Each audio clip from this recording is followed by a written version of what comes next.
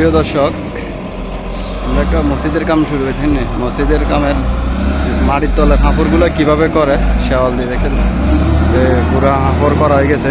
আরেক সাইডেতে আছে এখন, মানে হয়তো কাম বুঝলে এক সমস্যা, মানে অন মাপরূপ দিয়ে বরাবর করেও আসেনি হাঁপড় সাইবাল্লাই আছে দেখেন শেওয়াল দিয়ে কীভাবে হাঁপড় করে।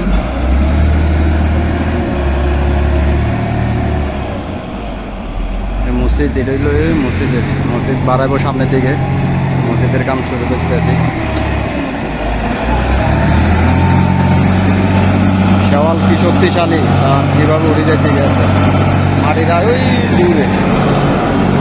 প্রচুর গরম, এই গরমের মধ্যে দেখছেন নি কীভাবে ঘাম উঠতে আছে, প্রচুর গরম।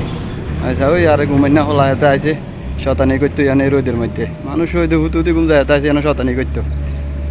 তো আসলে আমরা বিদেশে কীভাবে কাজ করি দেখছেন নি, কাজের ভিডিওগুলো আপনাদের সামনে তুলে ধরি। এই আগের মসজিদের লগে, আগের মসজিদের বেজ দেওয়া যায়, এই বেজতে 20 সেন্টি নিচে গেছে।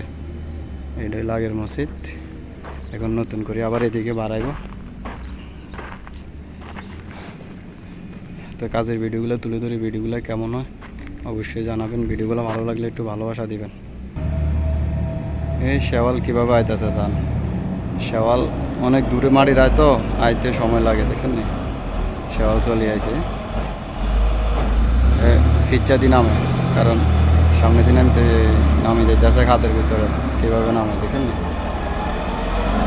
আসলে এটা এমন একটা গাড়ি শক্তিশালী, যেরকম না ফার হোক বাই উড়ি যায়, আর যেরকম না নরম মাটি হোক, এটা সমস্যা নেই, খুব শক্তিশালী। তো ভিডিওটা ভালো লাগলে শেয়ার করে দিবেন।